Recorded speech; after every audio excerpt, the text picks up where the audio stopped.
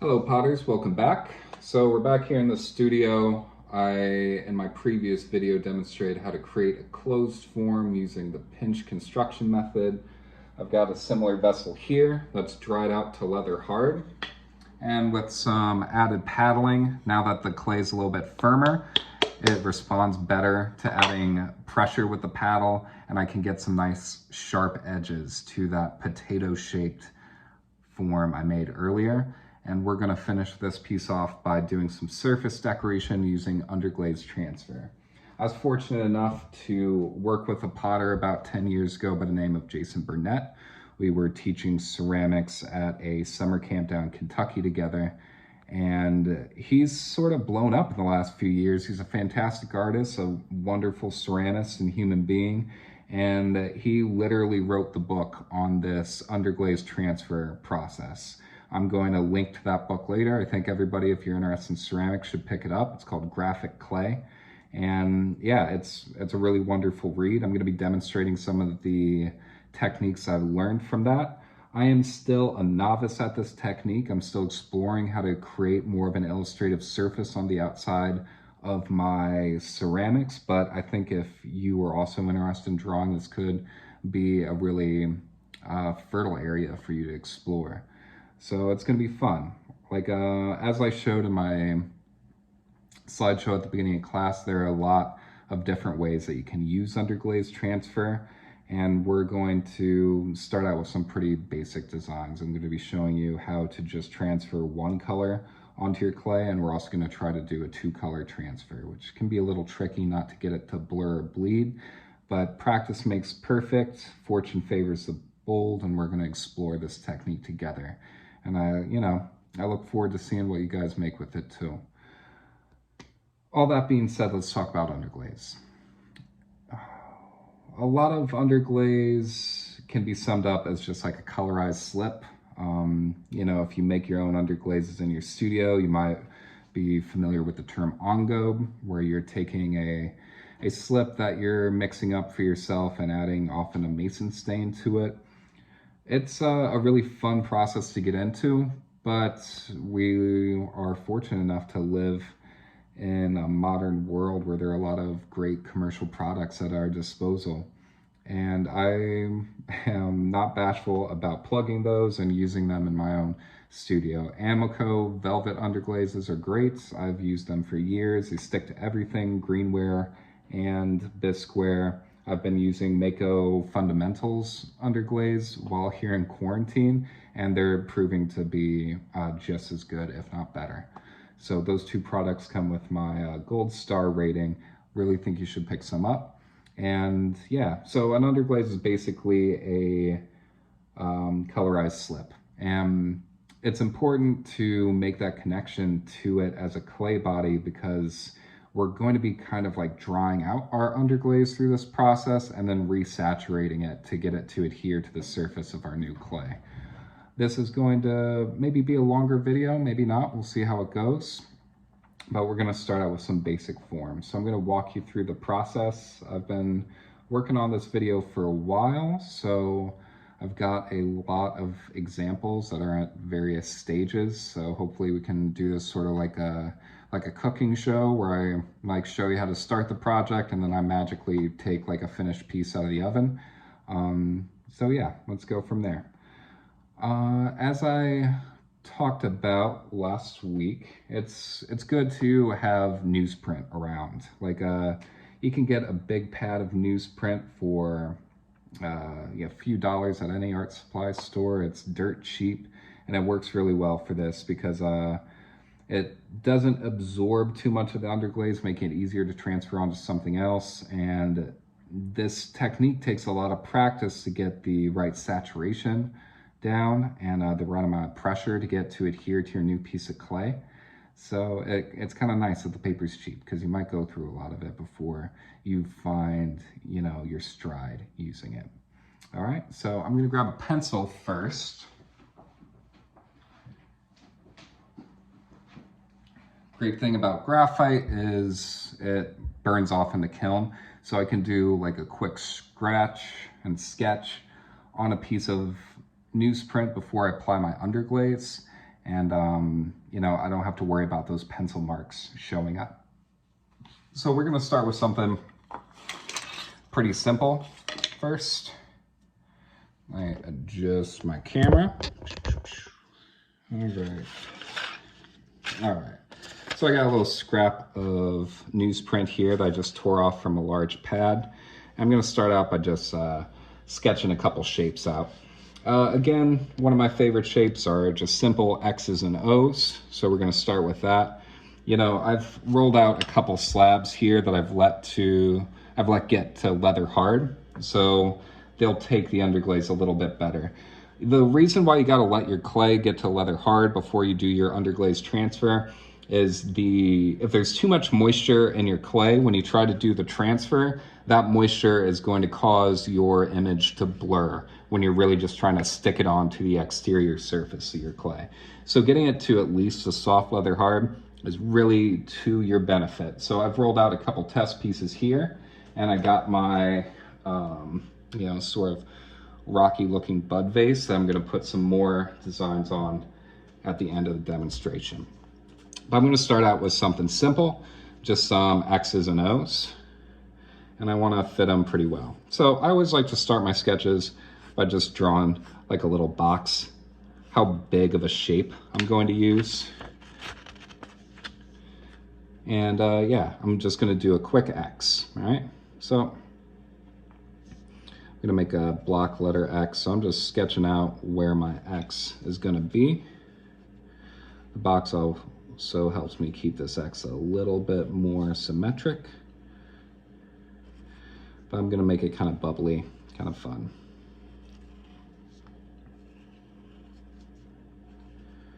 All right, so boom.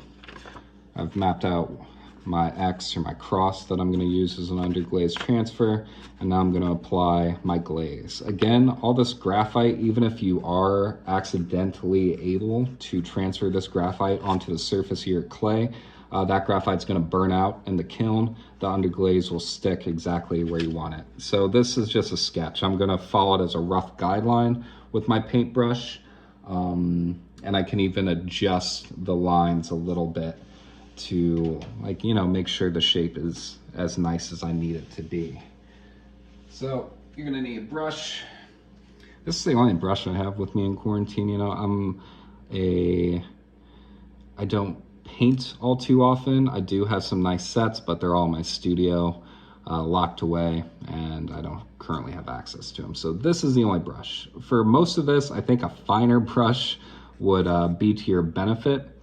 I'd say this is maybe a 1/4 inch in diameter. So it's a little sloppy. I'd like something like this if I was just filling in a block of color, but for actually getting you know, a crisp line, an outline on my piece, you know, I'd want something a little bit thinner. All right, so I got 4 underglazes. I'm gonna start with black. And the thing about underglaze transfer is I'm sort of working backwards. You know, if I was doing an illustration, I would probably put my final outline on the piece last. But since, you know, I'm going to be painting on top of this surface here, and then I'm gonna take this and sort of sandwich it on top of my clay,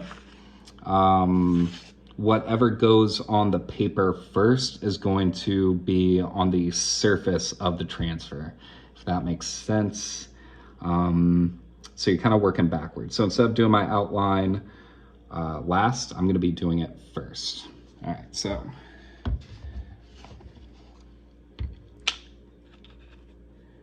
Get a little bit of that. You know what, I'm going to adjust my easel a little bit so you can see it better. Alright,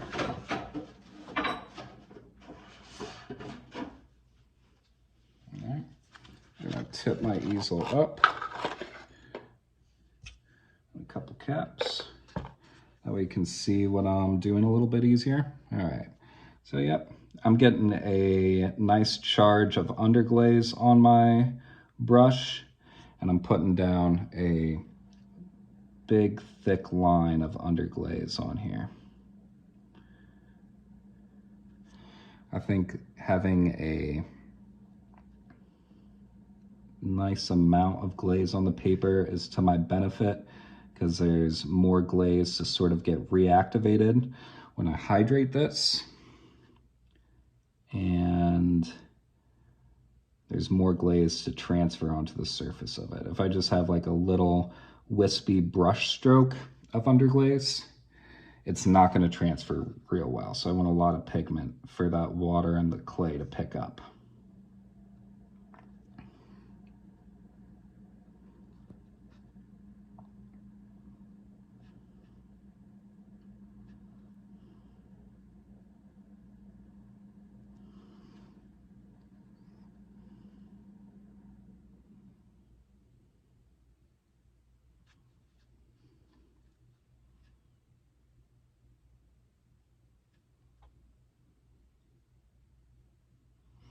All right, that's good.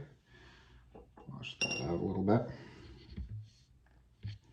All right, so now I got the first part. This is going to be a 2-color transfer, so I got my outline here.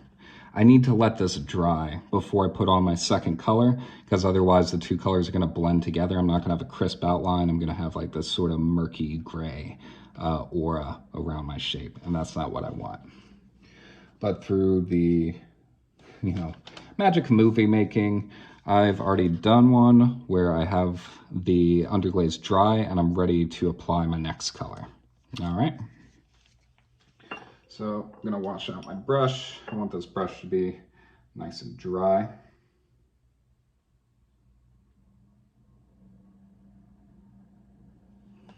All right, and I'm going to use red. Shaking up my red underglaze. All right, and one thing, like I'm gonna be taking this red underglaze, I'm gonna be painting as much as possible within the lines of this shape that I've made. But even if I go over this area with my red underglaze, like if you can see here, there's like a little thick spot in this line.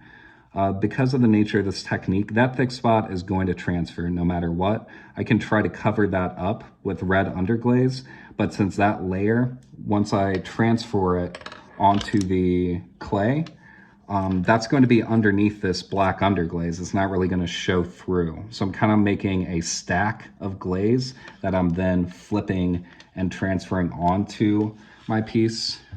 So it's going to kind of reverse it.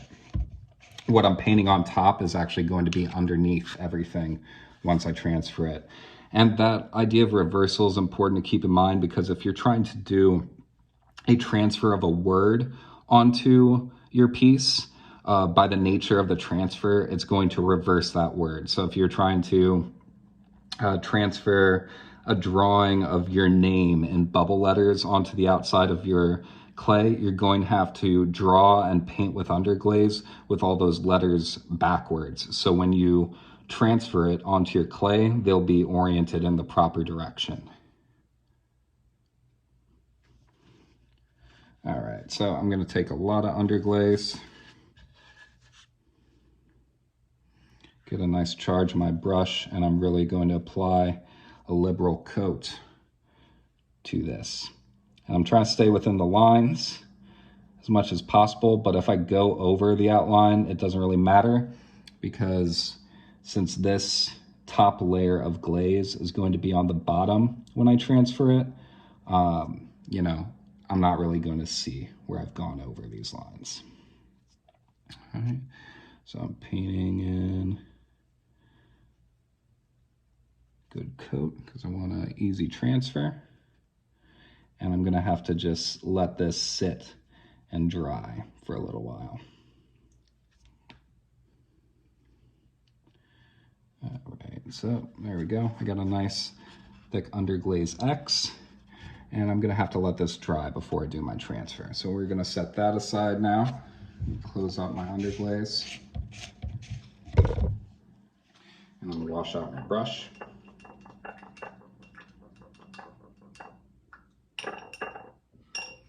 All right, let's set this back down.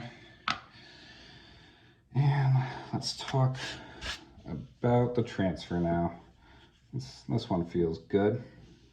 All right, so I've made a couple other shapes that I'm gonna transfer first. This is a cute little bubble letter exclamation point that I've done in blue and black underglaze, and we're gonna try and transfer it on here. Things I'm gonna need for this transfer are pretty basic tools, you know. Whenever you do this, you're gonna want a pencil, you're gonna want a brush, you're also gonna want a round circular sponge. These orange ones come in every pottery toolkit you're gonna buy, and you're gonna want a little bowl of water, because I'm gonna need to resaturate it. Because think about the underglaze, it's gotten to like a bone dry state, and bone dry clay isn't sticky, which is good to lock in my design, but bad for the transfer. So I'm going to be using this round circular sponge to resaturate it, get that clay back to its slip form so it's nice and sticky and it adheres to the surface of my piece. Other things that are good to have is a pliable rubber rib. And yeah, that's about it. All right, so I got some water in here. I got my underglaze shape, and I'm gonna take this shape. Here's my piece of clay. I'm gonna take that underglaze, I'm gonna press it face down. And I'm gonna take my round circular sponge, you get some water on it. I'm gonna start saturating it from the back. This is to get to stick to my clay again. I like to sort of hold it in place as I'm doing this because I don't want my decal to move around after I've placed it. Otherwise I'll have sort of like a ghost image. All right, I also want to make sure that there are no air bubbles. So I'm gonna lightly tap this with my rubber rib. A bit easier to see. All right, I'm just lightly tapping this with my rubber rib. I'm really trying to press that, make sure there's no air bubbles between my paper and my clay. But I don't want to really start scraping this too much because I don't want to accidentally cause it to bleed. All right, I'll pick it up. All right, cool. I've just lifted a corner of this to see if my transfer is working. You can see it is. It's starting to transfer. I'm just gonna slowly peel this back. All right. All right, cool. So you can see here, I've transferred my exclamation point onto this. And you can see there is a little bit of infidelity in my transfer, like little parts have peeled away. That's because there's a little air pocket here that I didn't press into the clay before removing it. I at least now have a good guide that I can go back with a brush and touch this up. But me personally, I kind of like that rough aesthetic. I like that lo-fi look, so I'm just gonna go with it. All right. I've got another piece here that I'm gonna apply, and that's just like another underglaze exclamation point in a separate color. So I'm gonna put that on there now. And you know, I took Spanish class in high school.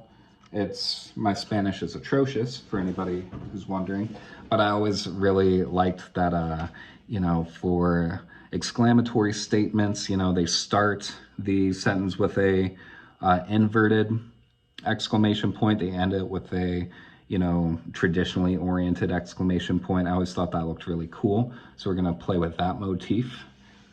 So I'm going to tear off this extra little bit of paper that I don't need. I'm going to line it up the way that I want. I'm gonna flip it upside down. I'm gonna kind of like tack it in place. That way it doesn't scoot around while I'm doing this. Get some more water on my sponge. And yeah, I'm just gonna blot it. This reactivates the underglaze.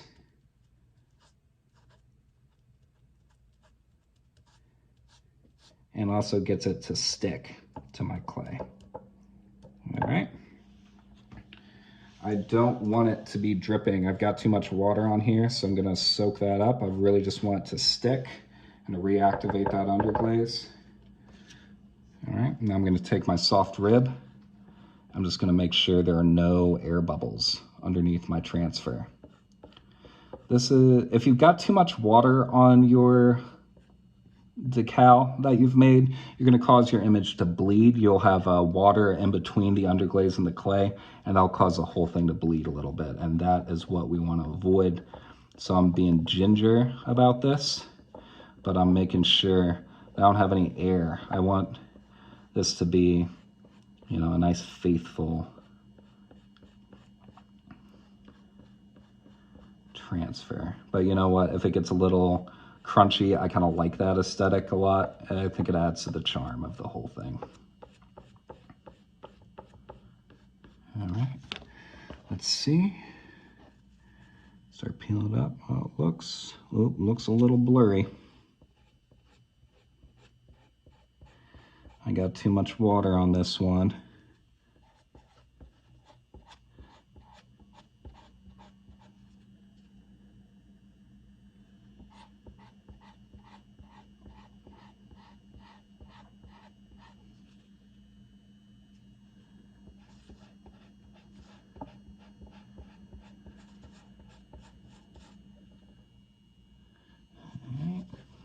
You know, I'm noticing as I'm peeling this that, you know, parts of the underglaze are trying to peel up, so I'm just making sure I'm going back and pressing those back down.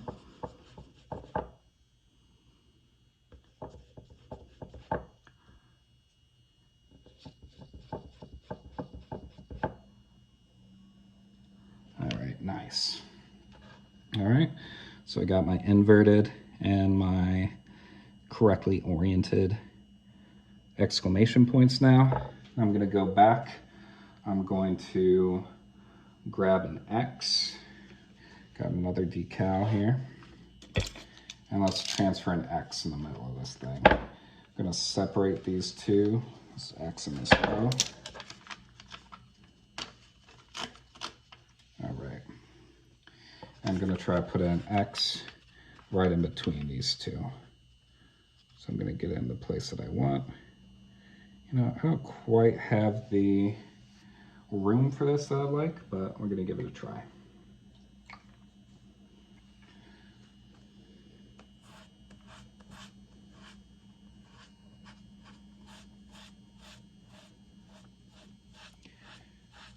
Again, this is just to get it to stick to my paper. To reactivate that underglaze. I don't want it dripping wet. I'm just adding the moisture that I need to get it to adhere and to turn that underglaze back into what I want.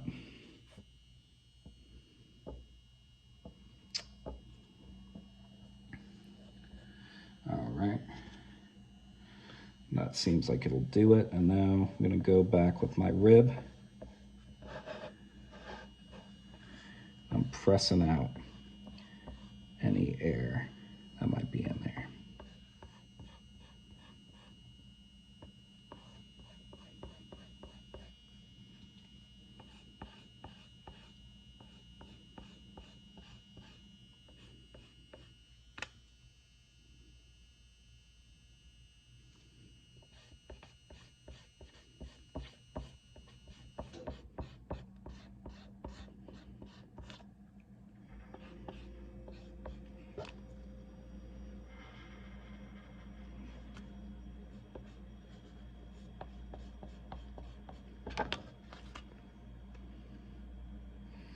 All right, cool. So now I got my cute exclamatory X. All right, so this is pretty basic. This is a, you know, simple shape to add to the outside of it. You can use whatever shape you want. You can see that from the slideshow, sometimes Jason, he just uses odd ovals. Sometimes he gets a little bit more precise with it. And I'm gonna try something a little bit more funky for this next one. All right, so I'm gonna get out a bigger slab. Earlier, I made this decal. I really love this sort of pattern of, you know, these sort of cartoony intestines. So I've made an underglaze decal of these intestines making the infinity symbol. So we're going to try to transfer that onto this piece now. So it fits.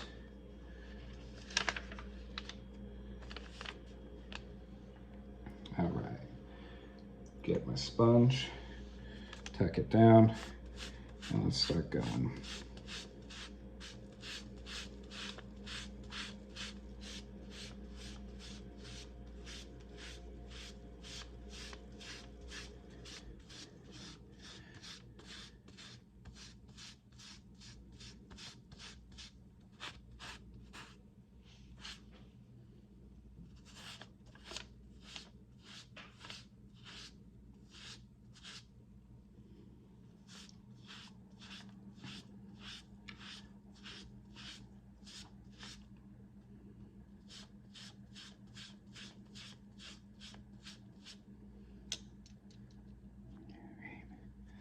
It's looking good.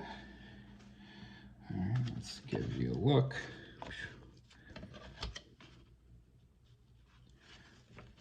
You can see the pattern sort of soaked through. And now I'm gonna go with my rib. I'm just gonna make sure this is a good transfer. Notice in certain parts I've got too much water. It is what it is.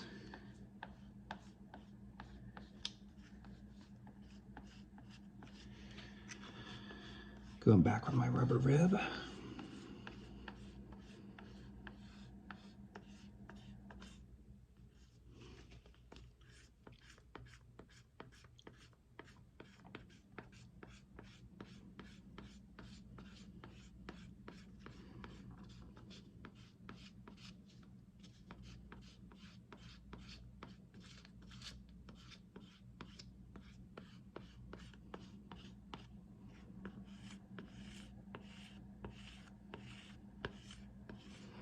You know, some people, they'll take a hair dryer to the back of this thing to get it to set up a little bit.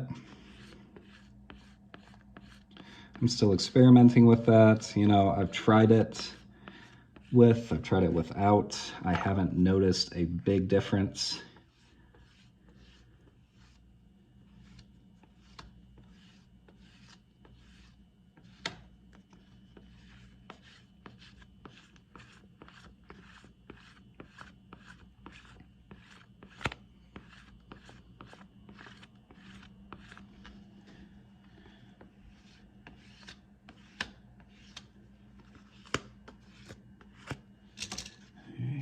Let's take a peek. Oh yeah.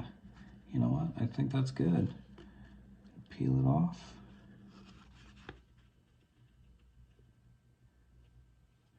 Yeah, I like that. That's crunchy. It's cute. It's kind of gross. I like it. Oh yeah. Here's my intestine infinity symbol. I think it's cool. I hope you like it too. All right, so this is a kind of complicated 2-color underglaze transfer. You can do this on anything. I'm gonna show you how to apply this to a vessel now, but I'm gonna be using a more simple decal. I, again, love X's and O's, so I made this simple underglaze decal of, you know, some X's turned into crosses, and we're gonna add that to the exterior of my faceted bud vase. So I'm gonna first plan this out. Yeah, all right. This will be good. So same as always, I'm gonna set up my piece, and I'm gonna get some water on my sponge. I'm gonna start blotting this.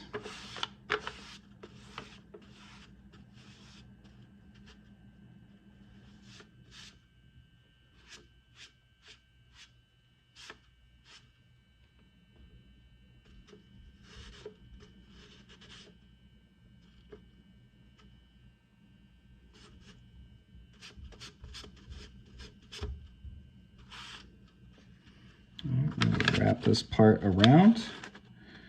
You know, just for convenience sake, I'm gonna fold that under.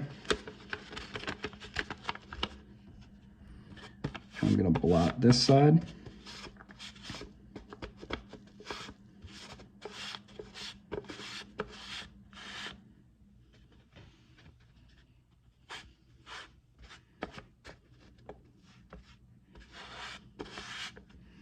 All right, I'm gonna get out my rib, and I'm just pushing out any of those little air bubbles.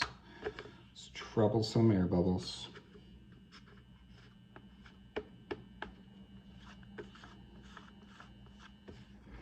I've found that the sooner you do this transfer after you make your decal on your newsprint, the better it's gonna turn out. So I try to do this the same day that I make my paper.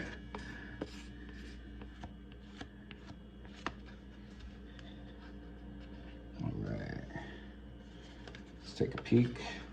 Oh yeah, that's looking good. That's looking weird. That's looking cool. Oh yeah. All right, so now I got this fun little shape. These are my decals. All right, so that is your quick little demo on Underglaze transfer. There's a lot you can do. Simple shapes transfer really well, just using a single color. If you're doing a two-tone piece,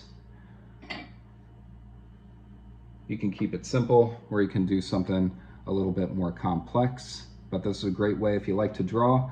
This could be, again, some fertile ground for you to explore to get your illustrations on the outside of your piece.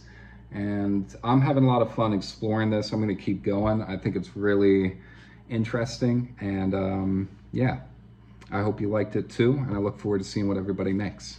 All right, see you soon.